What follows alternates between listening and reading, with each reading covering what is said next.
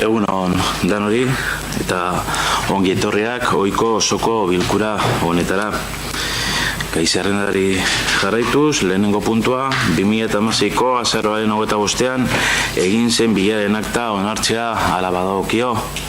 Inork esatekorik aldaketari proposatzen da. Horren hau batez onartzen dugu? Bale, hau batez onartzen da. Bigarren puntua, ondoko alkatetza dekretuen berri ematea. Lehenengoa, tokiko gobernu batzordeko kide alkate orde izateri ustea. 56 zenbakidun alkatetza dekretua. Juan Mari Ugalde Bustinza eta Mitxel Etxebarria Artetxe jaunak. Bigarren dekretua, tokiko gobernu batzordeko kide eta alkate orde izendatzea. 57 zenbakidun alkatetza dekretua, eta dira Itxaso Berrojalbi Zabala eta Alicia Hernández Cid Andreak. Horrengo puntura pasako dugu.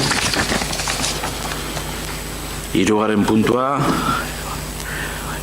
ondoko alkatetza dekretuen berri ematea, ezkontza zibilena dira, eta lehenengoa 1384 toki araubidearen oinarriak arautzen dituen legearen 21 eta 3 artikuluei eta udal araudi organikoaren 76 artikuluari lotuta kode zibilaren 51 artikuluak eta toki erakundeen antolaketa jarduera eta erregimen juridikoari buruzko arauaren 44 artikulak.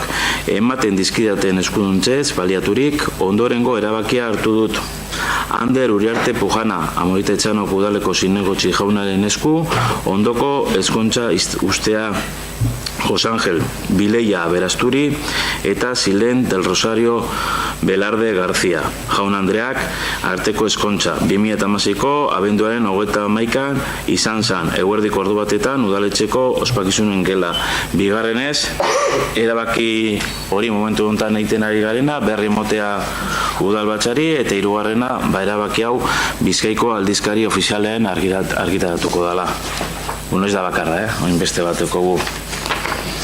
Eta, lehen esan doda zen lege guztia beteta, Leire Ugarte Arruita Jauregi, Amoritetxanoko udaleko zinegotzi, Andrearen esku, ustea, bihar burutuko den ezkontza. Juan Antonio Gutierrez Rangel eta Ziortza Sarrenandia Olabarri. Bihar 28an, baita eguerdian, ohiko lekuan burutuko da udalbatzari berri moten gabiz, eta baita hau ere Bizkaiko aldizkari ofizialean argitaratuko da.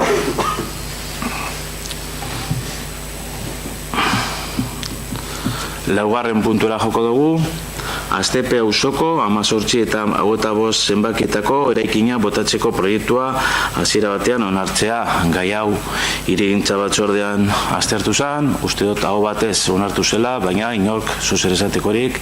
Bai, Ander, besterik? Ander, zuria daitza. Bai, egunon danori. Lehenengo eta behin, Aztepe hau dala eta baiezko eta aldeko boto borobila mongo dugu.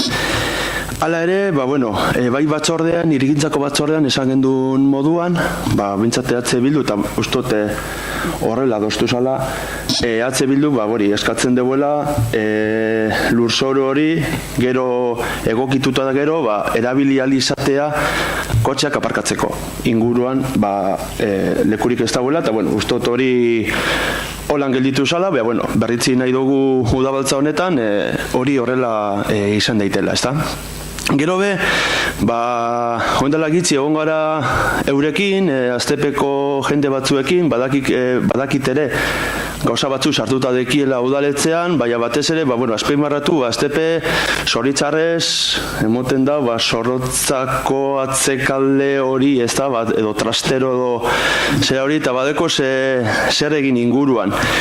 Eurek dekien kesarik handiena, eta ustot urrengo batzordetan, berbaingo dugule lasaitasun oso honen inguruan, izango dara, berziklatzeko edukiontziak ez dauzela egokituta edo ez dauzela nahiko, orduen mugitu behar direla batetik bestera hori plastikoa eta reziklatzeko, papela eta hori ia konponbide bat atara aldogun horreri, Gero beste bat, eta uste hau berdina dana deki ez da, baina izango zen baita ere euriak egiten dauenean, bai espaloian eta bai bidetik, ur euri horiek jausetzen direnean, azkenean busti eta putzuak egiten direla, ezta?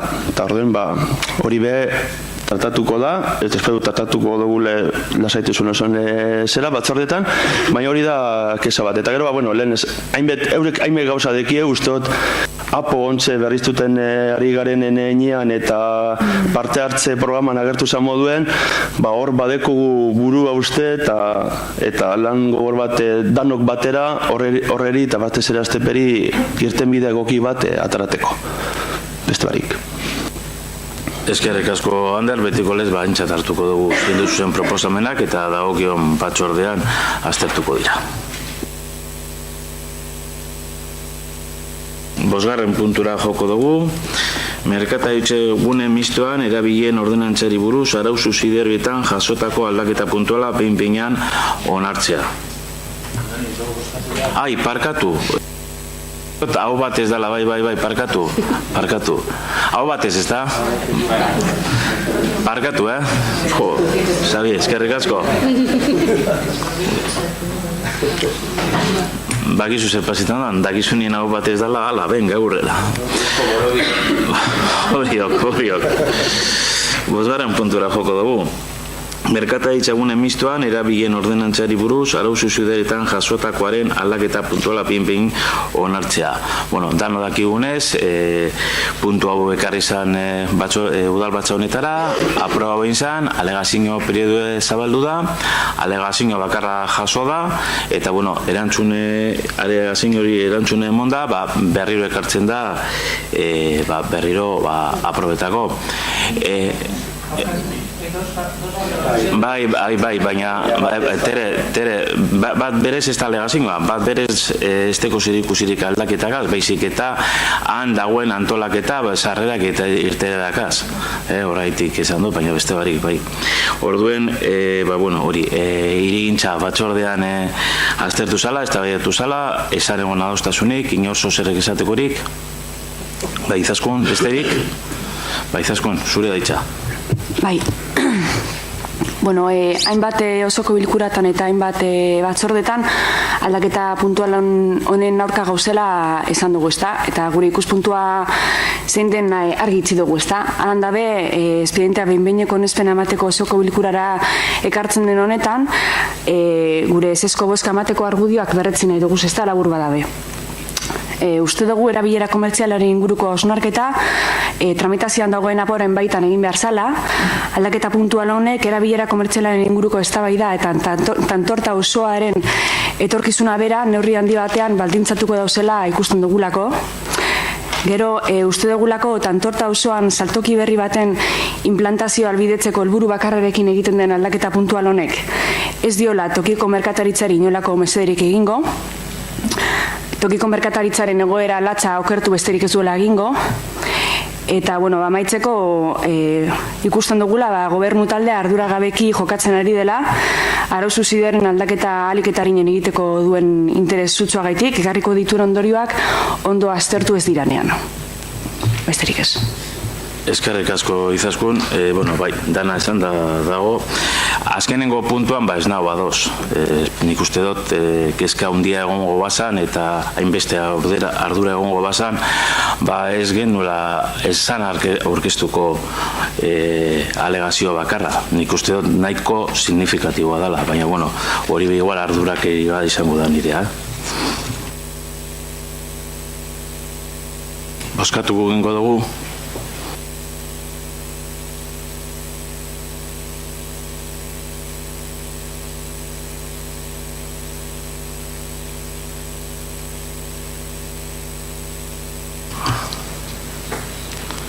Seigarren puntura joko dugu, ondorengo alkatetza dekretuen berri ematea, honek ogasun batzordekoa dira, anaztertu ziren, lehenengoa 1187 alkatetza dekretua, transferentzi kredituen 11. zenbakion espedientea. Iker, azalpentsu bat? Lehenengo argitutea, aldaketa guzti honek 2016ko aurrekontu jagoko zala. Bai, naiz eta gaur urtarrilako eta 7 izen, beti goten da tarte bat ezta, datakaz eta orduen 2016ko dekretuet direla. Orduen, 1187 dekretu bidez onartzen den aldaketan sede nagusie, Nafarroa zentroko erreformarako 72.000 euroko doikuntza da aipatuiko reforman kontratue zertuteko, proiektu egiteko. Bai, eskerrik asko Iker, bigarren alkatetza dekretua, kredituen 11. espedientea, 1250 alkatetza dekretua, Iker, pentsuet?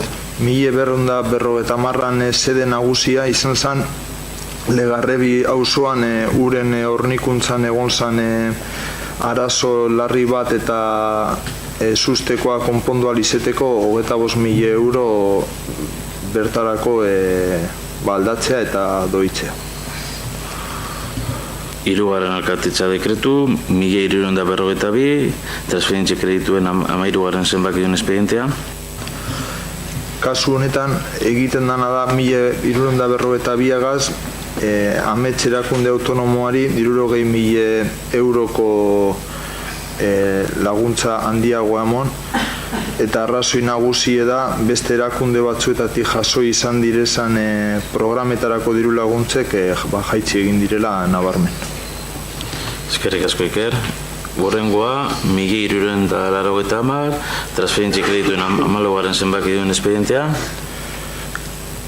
1380agaz, honako kredituek gehitzen dire bat tipat, alde batetik urro horniduran egindako zenbait lan korrientetarako 40.000 euro, uregaz ezeriku zidekon sanamentureko Larrako eskolan azkeneko hobekuntza batzuk egiteko 4.300 euro, eta polikiroldegitan egin ziren zenbat lanetarako 20.000 euro nagusik. Eta bukatzeko honekaz, 1453, transferentzia kredituen 15. zenbakidun espedientea. 1453ek saile berean barruan aldaketa nagusi bidekoz, eta alde batetik da hemen onartu egin izan bere sasoien ordenantza bat herriko langabetuek herriko enpresan kontratazioa lagunduteko, eta orduen hor gertatu izan dana 2016 da eskaera guztiek aurre ikusitako dirua ganetik pasebela, eta orduan egin zana zan 19.800 euro gehitu guzti horrek ordaintzeko. Eta bestetik 5.275 euro jaiobarrietarako emoten dan diru laguntza handitzeko. Bai? Eskerrik asko Iker, 7. puntura pasako dugu. 2017 urteko ordenantza fiskal eta prezio publikoen behin betiko onarpena berri eman. Alde batetik, udal jabari publikoen erabilera pribatibo edo aprobetxamendu bereziagaitik ordaindu beharreko tasak arautzen dituen ordenantza fiskala aldatzearen behin betiko onarpena, eta bestetik, hiri lurren balio gehitzearen gaineko zerga arautzen duen ordenantza fiskala aldatzearen behin betiko onarpena. Iker? Eskazu bi honetan, hasierako aldaketa plenoan onartu izan, ostean izan ebazan bere esposizio eta denporak igarota, behin betiko onartu zan esalako ezelango alegaziorik, eta gaur dakargune da barri emotea, behin betiko onartu zala. Bi egia boletinean aspaldi argitaratu ziren eta indarrean dauz. Eskerrik asko, hurrengo puntura pasako dugu. 8. puntua, 2017ko aurrekontua behin betiko onartuta izatearen berri ematea. Iker? Hor, aktan ikusi danez, azaroak 26-en onartu egin gendun 2017ko aurrekontue, eta esatea urtarriak batetik, baina indarrean dauela aurrekontu hau. Eta gure esperantza dela, gure sailarena, urrungo ekitaldizetan beholan urtarria baterako indarrean epitea danon beharragaz. Eskerrik asko, Iker, 9. puntura joko dugu, Bizkaiko Foru Aldundiko kontratazioko zentralarekin bat egitea eta hitzarmena onartzea. Hau bozeramaileen batzordean aztertu zen eta eskatuko txet idazkariari dan hori azalpen txikitsu bet emoteko eta balego galdera berari zuzentzeko. Tere, zurea daitza.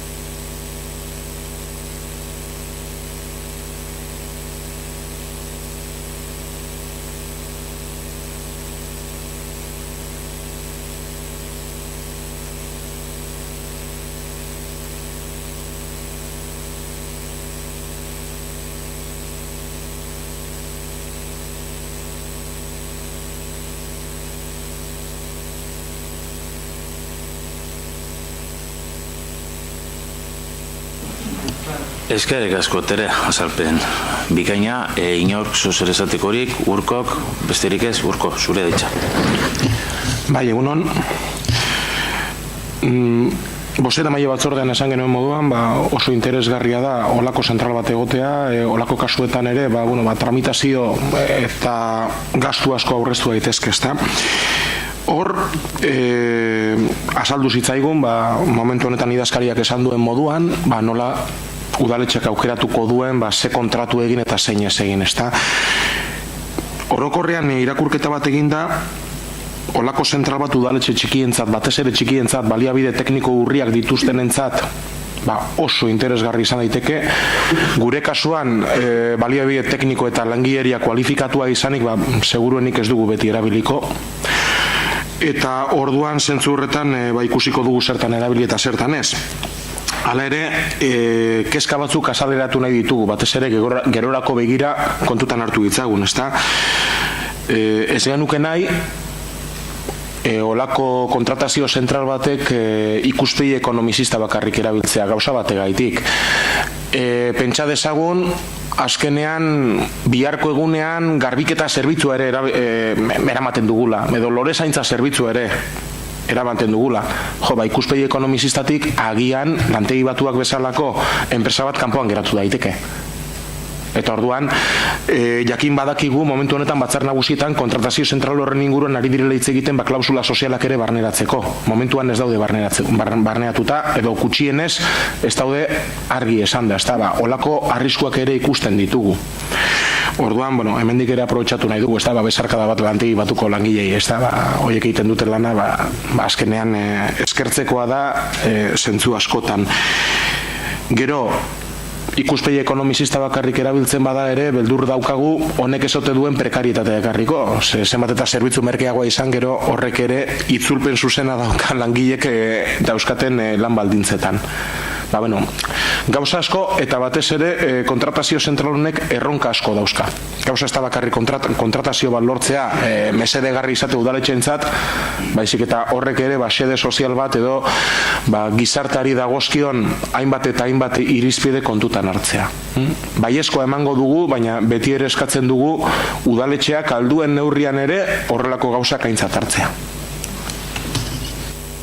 Eskerrik asko urko, nola ez dugu hartuko aintzat horre gauzak gaur egunien holan daukaguz eta hor dekogu lantegi batuko langileak, gainera zurroazioa dago, beraz hortik ez dago inongo arazurik, beraz lasaitasuna hortik eta komentasun beste gauza guztitatik ados, bakarrik kriterio ekonomizistak ez dira izan behar kontratuetan indarra daukienak. Bai, parte importante bat, nola ez, baina ez bakarra. Boskatu ingo dugu, edo danok hau batez? Hau batez? Tere, hau batez. Oengoa instata iztu,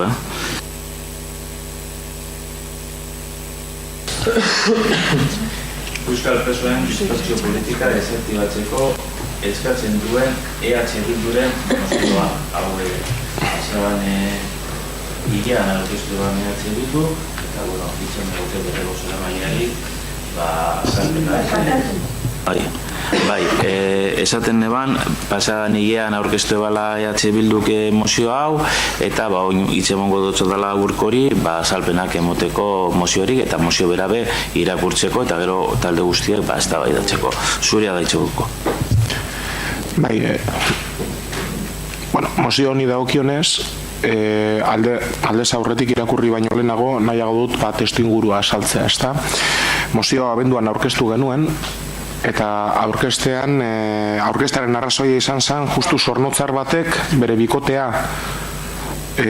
bizitatzera zijoanean istripu bat izan zuelako.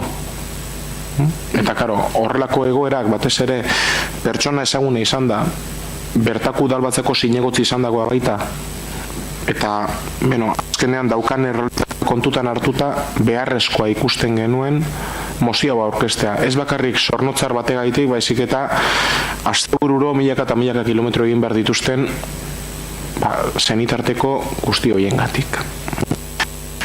Orduan, gehiago luzatu gabe, mozio irakurriko dut. Azkenean mozio ez da bakarrik mozioa, baizik eta egoera bat salatzeko mozio bat da.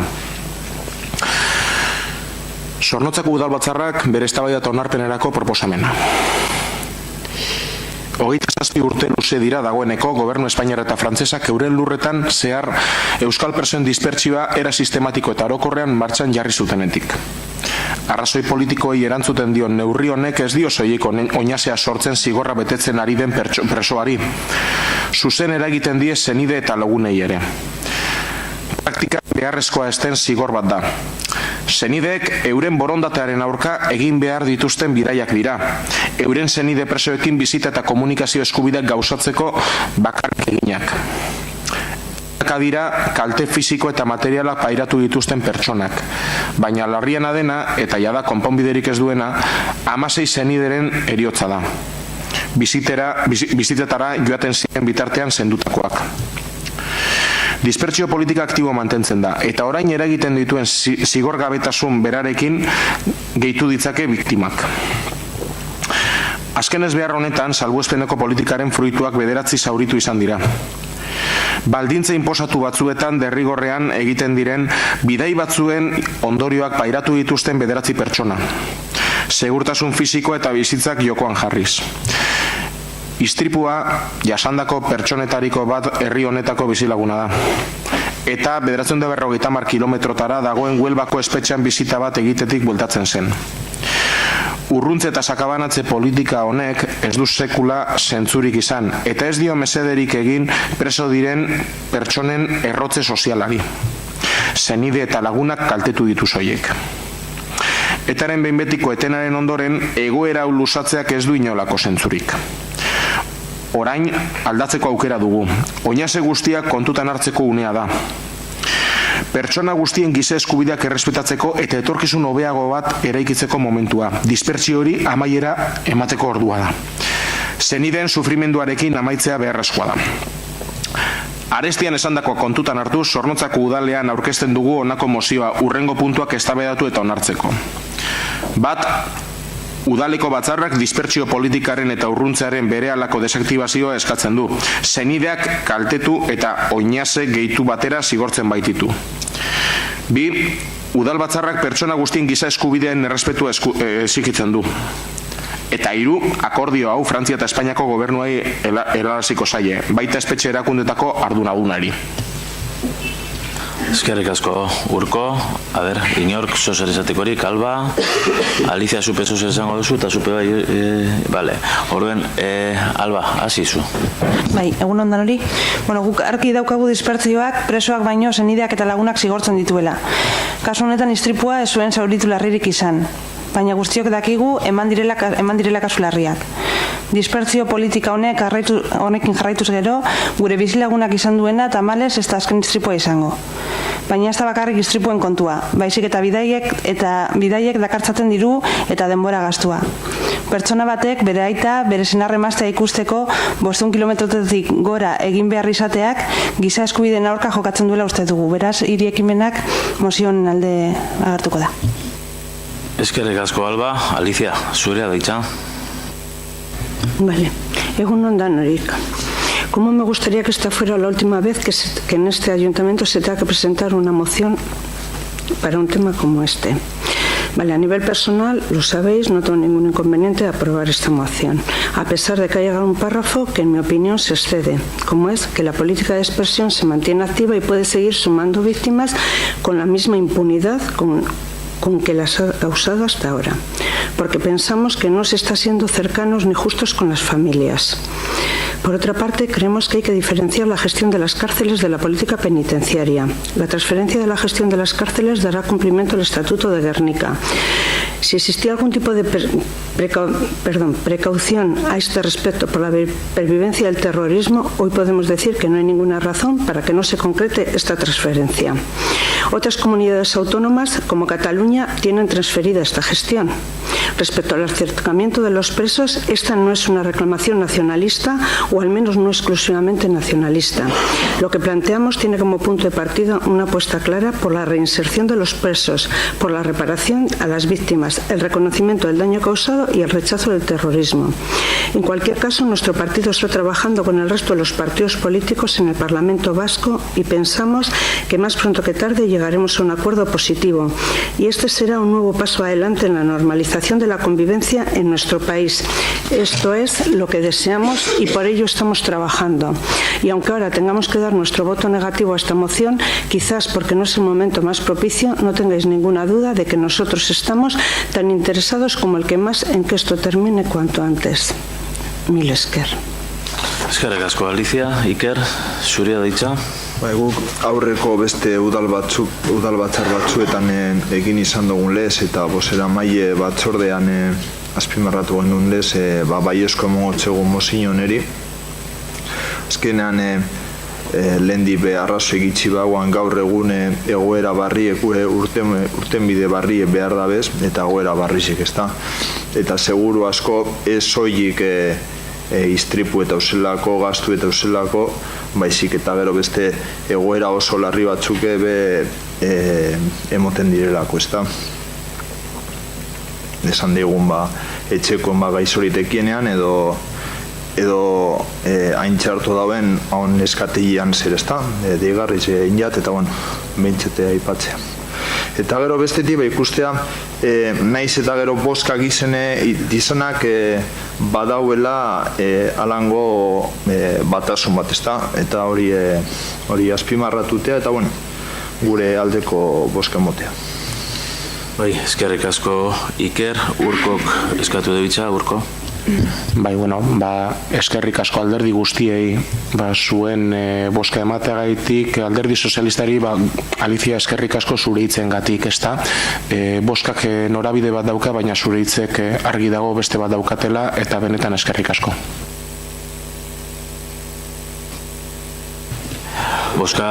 Boskatu ingo dugu, Tere?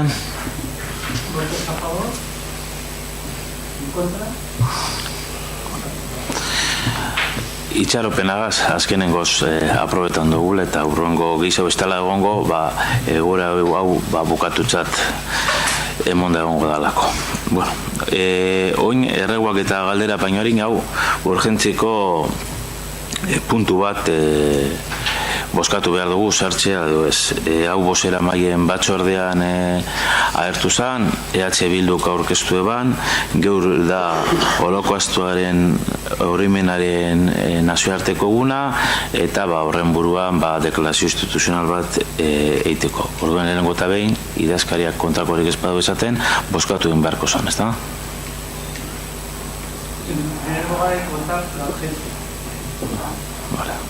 Guazen bozu.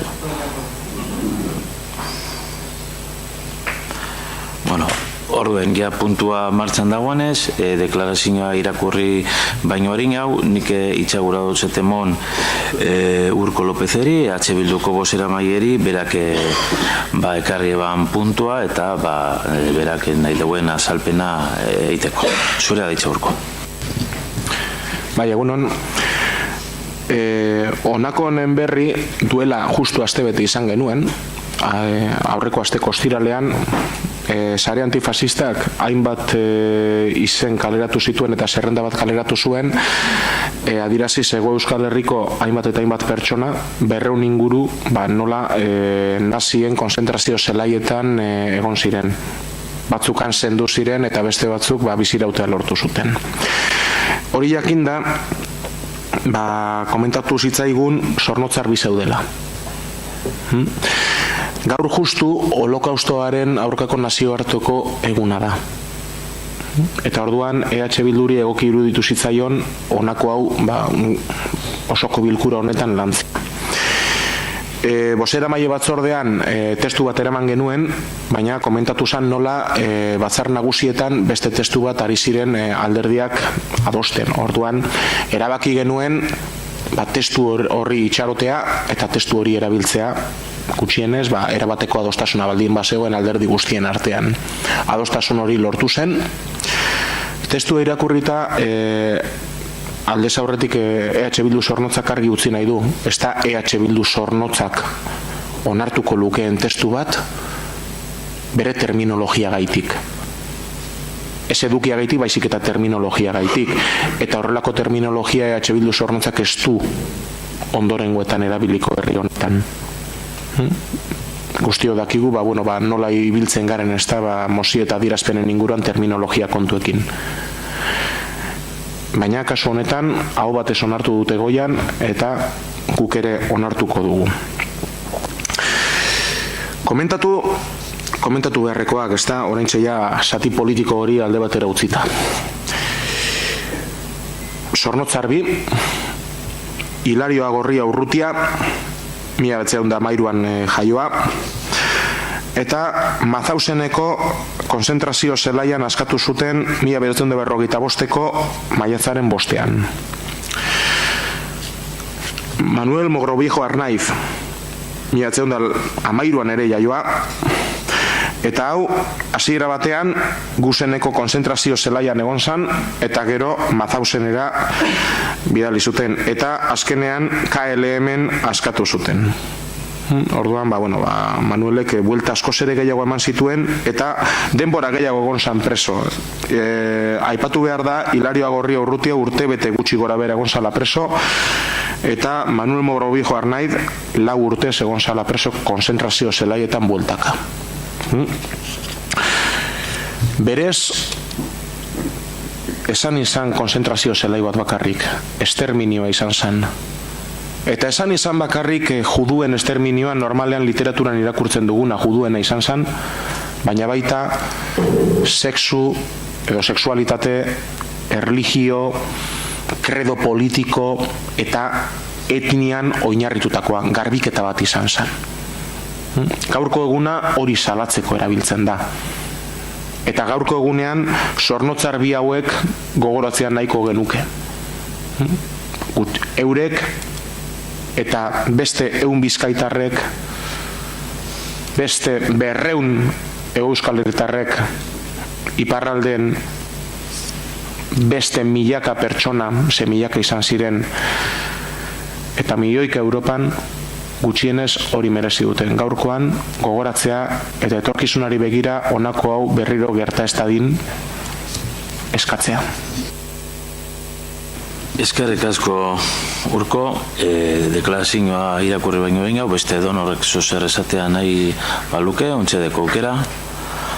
Orduen irakurtzera pasako dugu, nik arazotxu batzu dekiaz alemanagaz eta mesedez itxaso bero jalbizeri noa eskatzen irakurri degela berak deklarazioa. Nik bedeko eta arazo berdinek alemanagaz.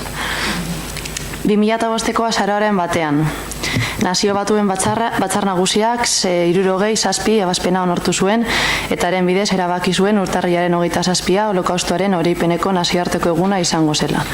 Europako Parlamentuak ere onetsi zuen urtarrilaren 27 holokaustoaren oroipeneko Europako eguna izatea. 1954 urteko egun hartan askatu baitzen Auschwitz-Birkenau kontzentrazio esparrua. Auschwitz historia garaikidean gizakiak egin duen ankerkeria handienaren sinbolo bilakatu den arren, holokausto izenarekin ezagututakoa Europako lurralde osoan eman zen. 6 milioi judutarrekin batera, milaka pertsona erail ziren arrazoi etniko, erregioso, politiko, ideologikoen gaitik, edo desgaitasun fisikoa, edo burukoa izateagaitik, edo beren orientazio sexualagaitik. Biktima hori guztien artean, nazien kontra borrakatu ziren pertsonak ere zeuden. Frantziarrak, Espainiarrak, Kataluniarrak eta Euskaldunak. Sarraski esparru haietan, 3. Reitzak eragin zuen erokeria pairatu zutenak. Mauthausen, Gusen, Dachau, Buchenwald, Ravensbrück eta Auschwitz bezalako besteen bat sarraski esparruk, besteak beste, Bergen-Belsen, Flossenburg, Natzweiler, Neuengeim, Stutthof, Sachsenhausen, Gross-Rosen, Aurigny, Guernesey eta Neubrem izenekoek frankismoaren jasarpenetik iesi Frantziar lurraldean babesa bilatu zuten 10.000 erbesteratu hartu zituzten. Eta Bigarren Mundu Gerra piztearekin batera, sarraski esparru horietara eramanak izan ziren. Horien erdiak esparruetan hil ziren. Horregaitik guztiagaitik, Amorebita Etxanoko udalak holokaustoaren oroipeneko nazioarteko egun honetan nazien jasarpena pairatu zuten pertsona guztia gogoratu eta omendu nahi ditu. Eta bereziki, sufrikari hori bizi eta nazi esparruen ankerkeria ezagutu zuten 200 eskaldunak horietako 70 gora bizkaitarrak. Batzuek askatasuna berreskuratu zuten arren, beste esparru haietatik, beste hainbat esparru haietan hil ziren. Bioakie hori guztiei aitzastezpena eta oroimena. Beraz, Amorebita Etxanoko udalak gizarte honen adierazpen argi eta irmo gisa erabat gaitzesten du nazien erregimenaren aldetik adin guztietako milioika pertsonen jasarpena eta erailketa sistematikoa eragin zuen holokaustoaren ankerkeria. Amorebita Etxanoko udalak gaur gogoratu eta omendu nahi ditu holokaustoaren eta naziek eragindako sarraskiaren biktima guztiak eta bereziki haien artean egon ziren euskaldun eta bizkaitarrak. Eskerrik asko itxaso. Azkenengo puntura joko dugu, eskariak eta galderak, eskariak, ez dago eskaririk, galderari pez, orduen bukatutzat emango dugu. Eskerrik asko da hori.